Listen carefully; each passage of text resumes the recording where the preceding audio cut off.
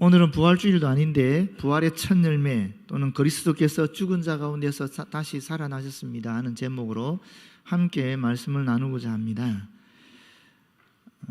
고린도 교회에 대한 얘기가 계속 나오고 있는데요, 이 고린도 교회는 아시다시피 바울파, 아볼로파, 게바파, 그리스도파 이렇게 마음이 갈라져서 교회의 통일성, 하나됨이 깨어져 있었습니다. 또 음행하는 그런 형제들 때문에 교회의 거룩성이 더럽혀져 있었습니다. 그리고 또 우상에 바쳐진 음식을 먹는 문제 때문에 무분별하게 이 음식을 먹었기 때문에 신앙이 약한 그런 형제나 자매들이 실족하기도 하는 일이 있었습니다. 그리고 은사가 많은 교회였지만 불행히도 자신이 받은 은사가 더 크다고 주장하는 것 때문에 그 받은 은사가 무용지물이 된 그런 안타까운 교회이기도 하였습니다. 도대체 왜 이 성령의 은사가 충만했던, 우리가 흠모해하지 않는 그 초대 교회였던 고린도 교회가 그리스도인답게 살지 못하고 다양한 분쟁에 휩싸이게 되었는가? 여러분, 왜 그런 것 같습니까? 바울은 이 고린도 교인들이 종말론적 신앙에 입각한 부활 신앙에 굳게 서 있지 못하였기 때문에 그렇게 되었다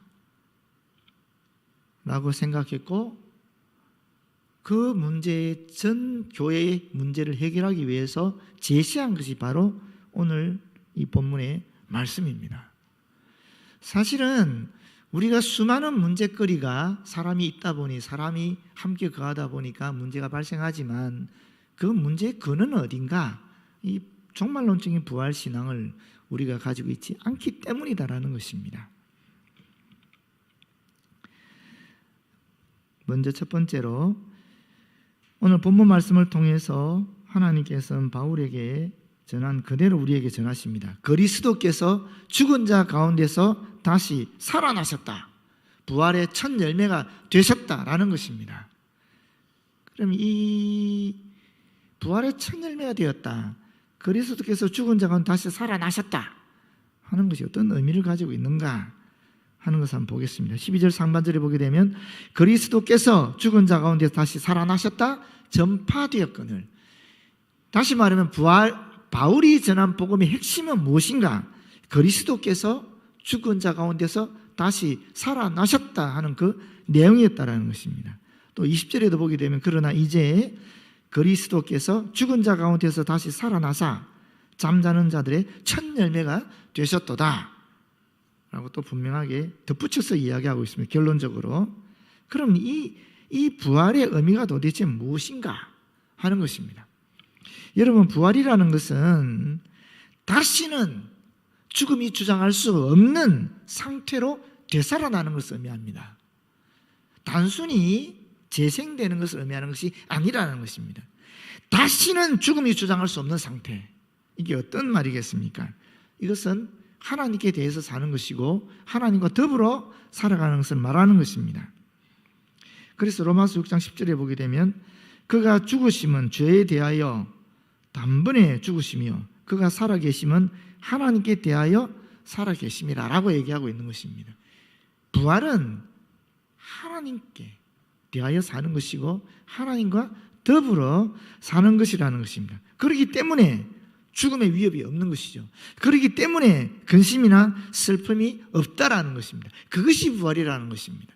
그러면 반대로 왜 우리가 근심에 쌓여 있고 불안에 놓여 있고 또 죽음에 대한 공포를 겪고 있는가? 부활에 대한 명확한 뚜렷한 시당이 없기 때문이다 라고 말할 수 있는 것입니다. 그리고 이 부활이라는 것은 두 번째 중요한 의미가 있는데, 이 몸의 부활을 말하는 것입니다.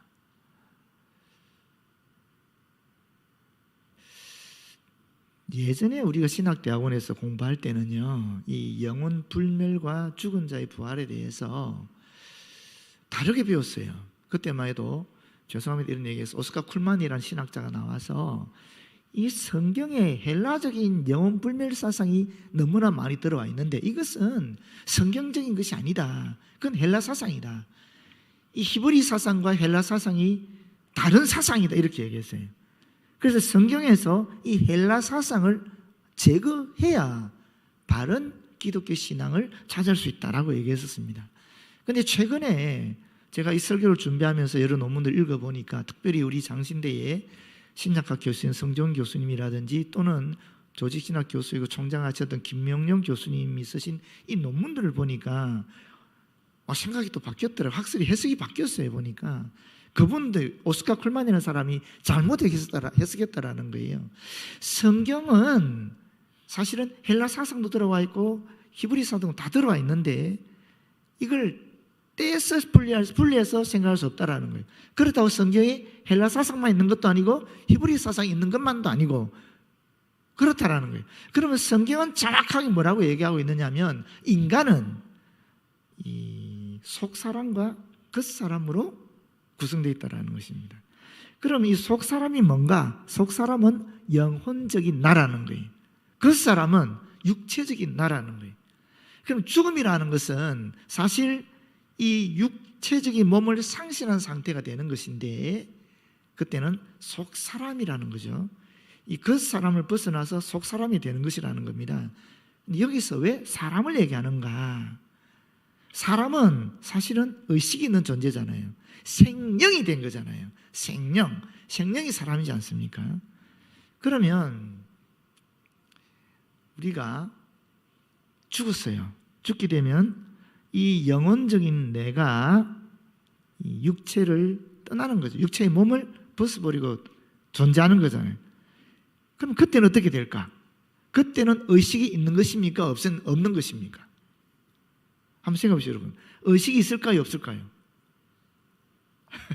학자들은 다양하게 얘기합니다. 의식이 있다 하는 주장하는 학자들도 있고 없다라고 주장하는 학자들도 있어요. 그래서 영혼 수면설을 얘기하기도 하고 영혼 창조설을 얘기하기도 하고 뭐 영혼 유전설을 얘기하기도 하고 다양하게 얘기하는데 근데 여기 성경은 뭐라고 얘기하고 있느냐는 거예요. 성경은 예수님은 뭐라고 얘기하고 있느냐라는 겁니다.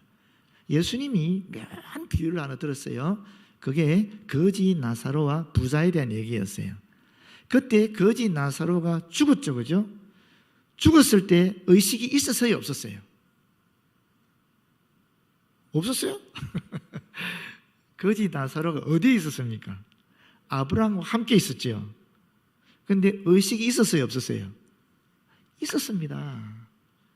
성경은 그 얘기하고 있는 거예요. 우리가 육체를 벗어나서 다시 말해 육체적인 나를 벗어나서 영혼적인 나가 죽음의 상태로 들어가는 건데 그때 우리는 어디에 있는가? 그리스도의 품 안에 있다라는 거예요. 그때 우리는 의식이 있는 상태라는 거예요. 이게 성경에서 이야기하는 죽음의 상태라는 것입니다. 이런 얘기는 처음 듣죠.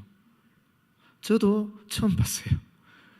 성경에서 읽어왔지만 헷갈리긴 했지만 이번에 이 설교를 준비하면서 그렇구나. 성경은 분명히 그렇게 얘기하고 있다. 예수 그리스도 분명히 그렇게 얘기하고 있다. 이것을 바울은 다른 말로 겉사람과 속사람으로 육체적인 나는 겉사람으로 또 영혼적인 나는 속사람으로 여기서 나라는 것은 의식이 있는 존재잖아요. 육체적인 나든 영혼적인 나든 의식이 있는 사람이라는 거예요. 그것을 전제하고 있다는 것입니다. 그렇기 때문에 우리가 죽게 되었을 때도 비록 이 몸을 벗어나는 것이지만 이 영혼적인 나는 그리스도의 품 안에서 의식이 있는 상태로 존재한다는 겁니다. 그런데 비록 우리가 낙원에서 그리스도 예수와 함께하는 삶을 의식 있는 상태로 존재하지만 살아가고 있지만 그럼에도 불구하고 아직은 구원의 완성을 기다리는 삶이라는 거예요. 왜 그렇습니까? 그리스도께서 우리에게 보여주신 영광스러운 부활의 몸을 우리가 입지 않았기 때문에 그렇다라는 거예요. 그래서 우리가 부활의 몸을 입게 될 때 우리는 완전한 흔히 우리가 말하는 영화에 들어간 존재가 되는 것입니다.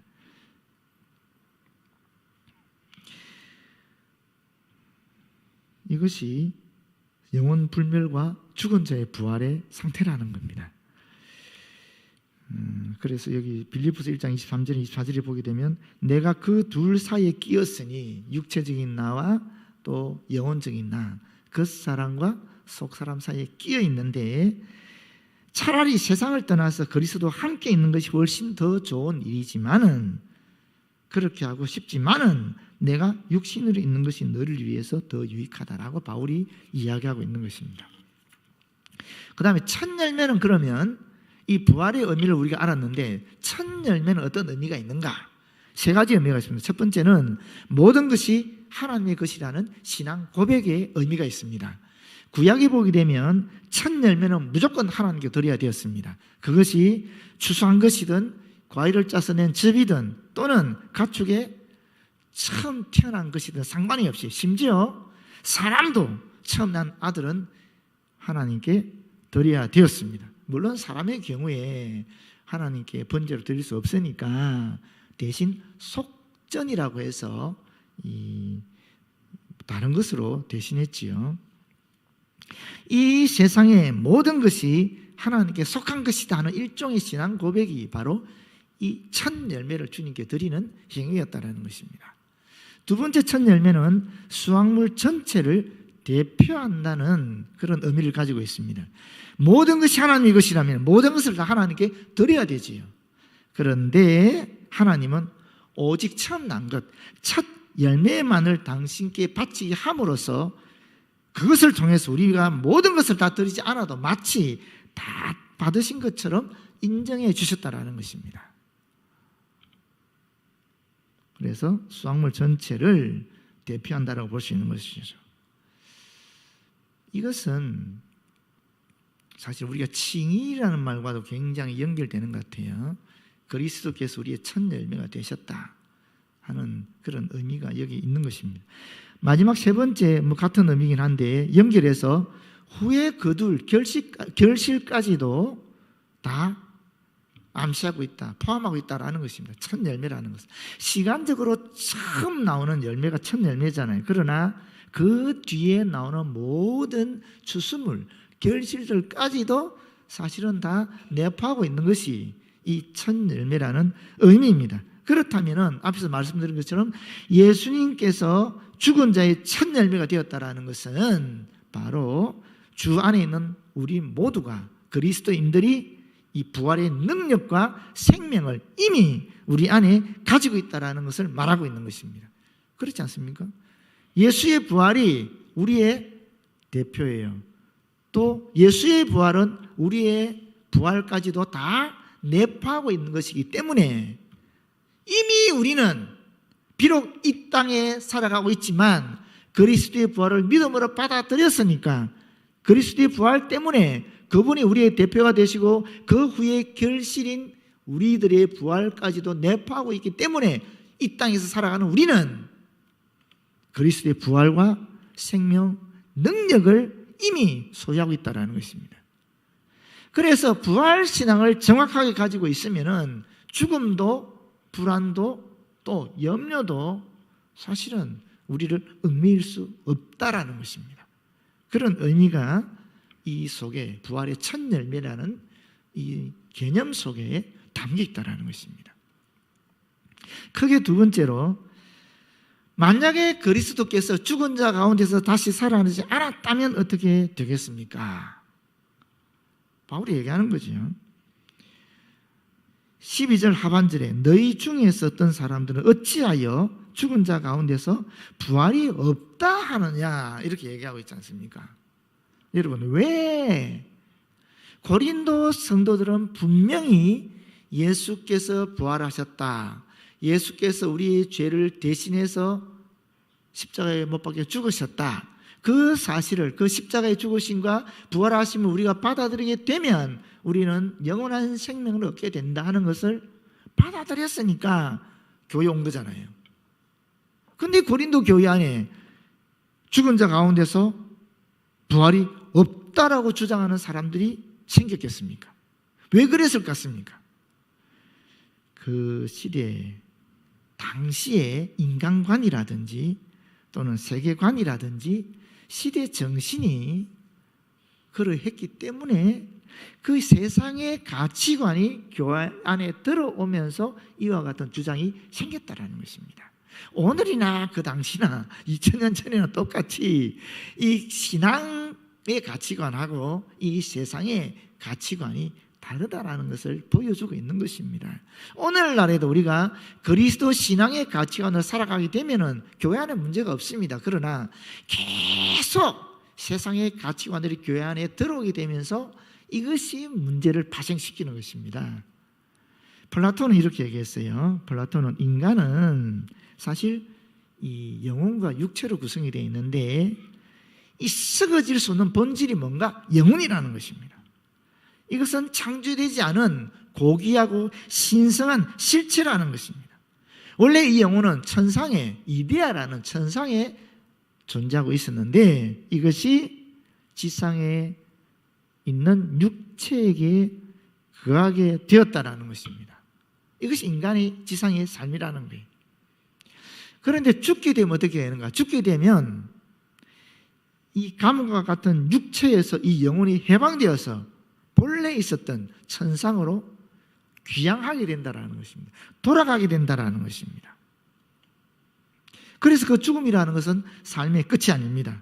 오히려 더 나은 삶, 더 고귀하고 본래적인 천상의 삶이 된다는 것입니다. 그런데 기독교인들은 뭐라고 얘기합니까? 몸의 부활을 얘기하는 거예요. 몸의 부활. 이 몸의 부활은 그 당시 사람들 생각에는 도대체 있었어도 안 되고 또 이해할 수도 없는 상식 밖의 일이었습니다. 왜 그렇습니까? 지금 육체의 감옥을 벗어나서 이 영혼이 다시 고귀하게 신성한 본래의 천상의 삶을 누리고 있는데 왜 육체의 감옥으로 다시 들어오겠냐는 거예요. 그건 말이 되지 않잖아요. 비로소 지금 육체의 감옥에서 벗어나서 영혼이 자유로워졌는데 왜 다시 육체의 감옥 속으로 그 영혼이 들어오겠냐는 거예요. 그건 있을 수 없다라는 겁니다. 있어서 안 되는 상식 밖의 일이라는 것입니다. 그런 세상의 가치관 때문에 죽은 자의 부활은 있을 수 없다라고 주장이 되는 것입니다. 여러분, 죽은 자의 부활이 없다 그러면 어떻게 됩니까? 그리스도의 부활도 당연히 부인되지 않겠습니까? 안 그렇습니까?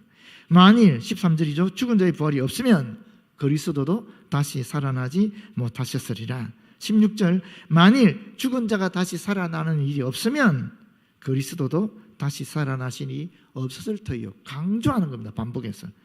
15절 하반절에도 만일 죽은 자가 다시 살아나는 일이 없으면 하나님이 그리스도를 다시 살리지 아니하셨으리라 라고 분명하게 얘기하고 있는 것입니다.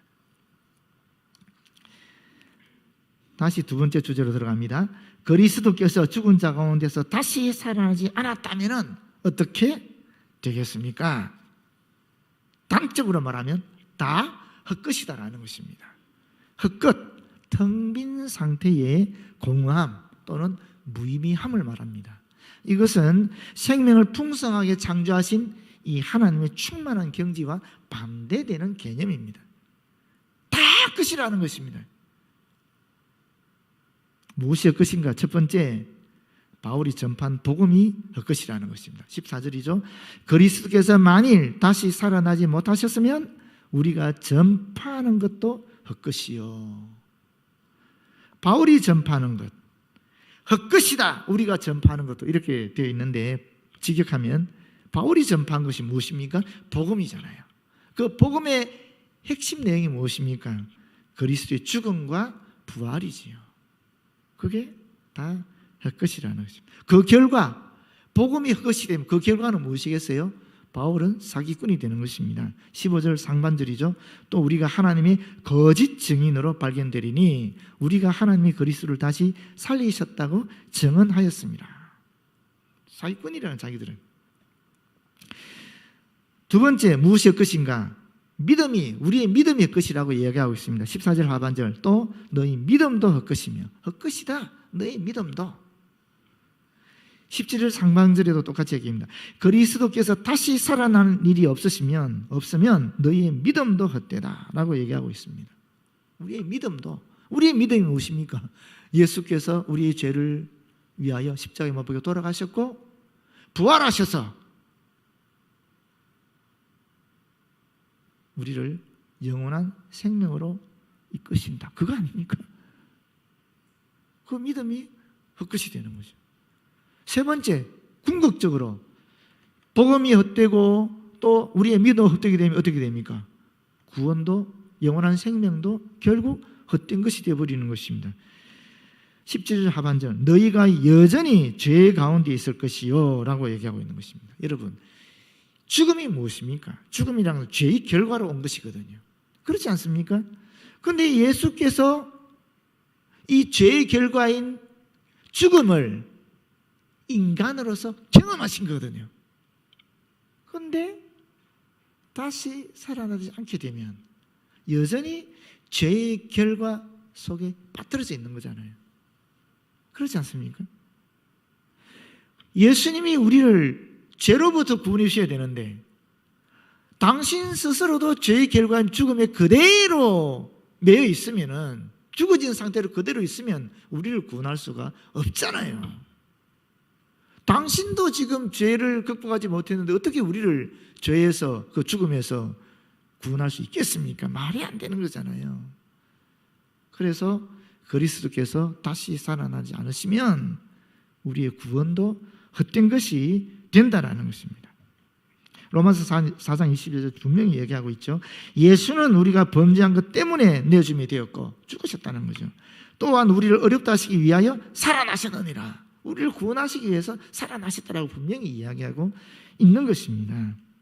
그리스도께서 만일 부활하지 못하셨다면 모든 그리스도인들의 대표가 되는 그리스도께서 죄의 삭신 사망에 여전히 패배한 상태로 죽은 것으로 끝나는 것이기 때문에 그리스도인들은 죄의 빚을 탕감받지 못한 상태로 존재할 수밖에 없다라는 것입니다. 그렇기 때문에 결론적으로 그리스도의 신앙에서 그리스도의 부활을 제거하면 남는 것은 아무것도 없다라는 것입니다.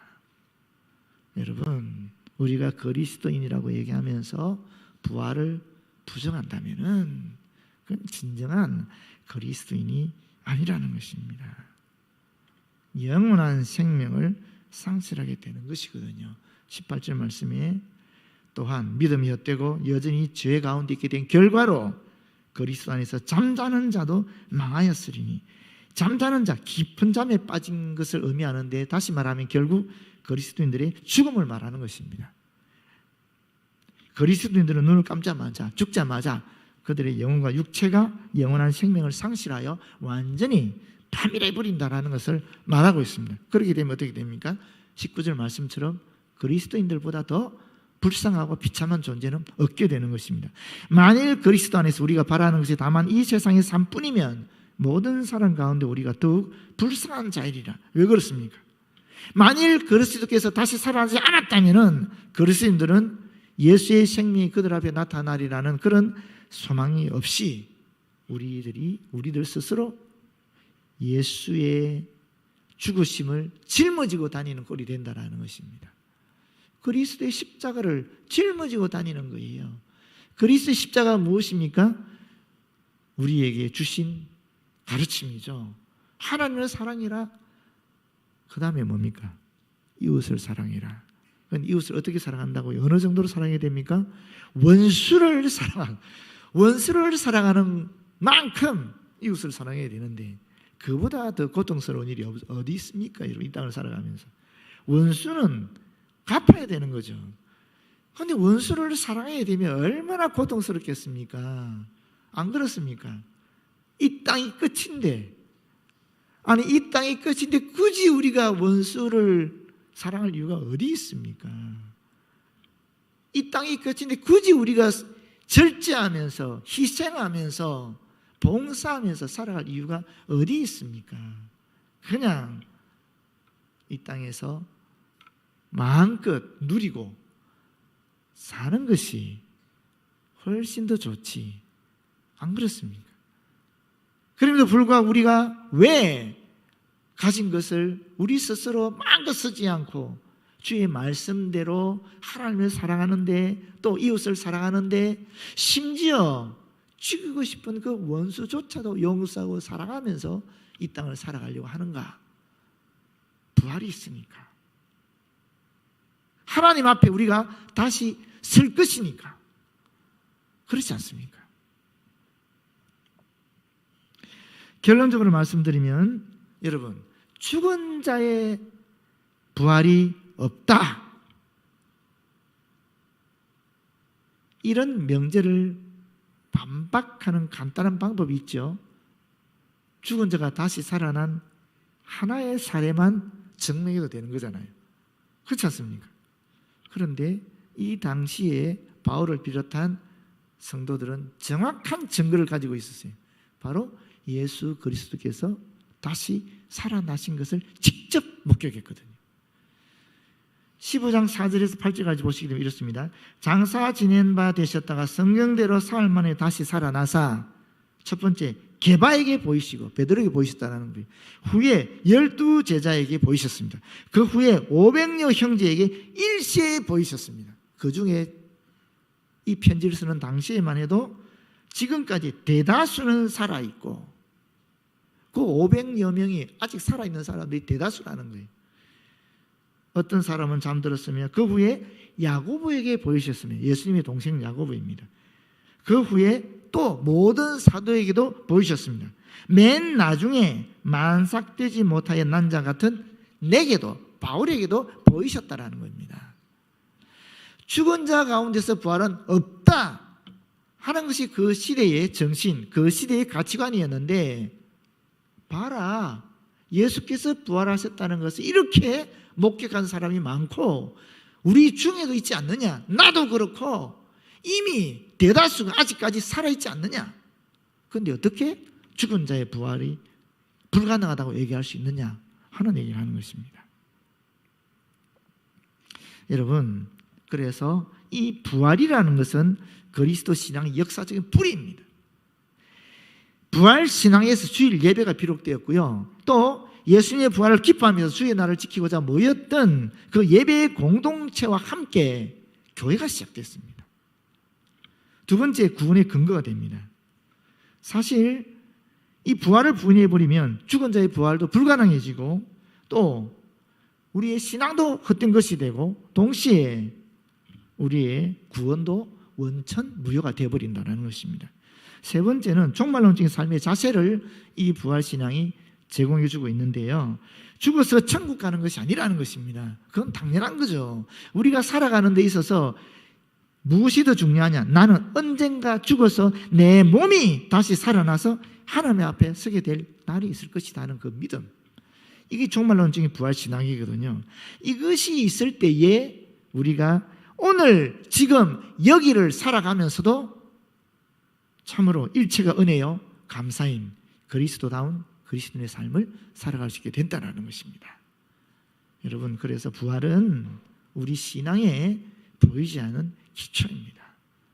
이 부활 신앙을 놓치지 마시고 꼭 붙잡고 승리하는 그리스도인다운 삶을 살아가기를 진심으로 기원합니다. 주님 고맙고 감사합니다. 부활 신앙이야말로 우리 기독교 신앙의 가장 기초가 되는 줄 확인하게 되었습니다. 주님, 우리가 종말론적인 부활 신앙을 가지고 이 땅에서 주님의 뒤를 쫓아 살아갈 수 있도록 도와 주시옵소서. 예수님 이름으로 기도드립니다. 아멘.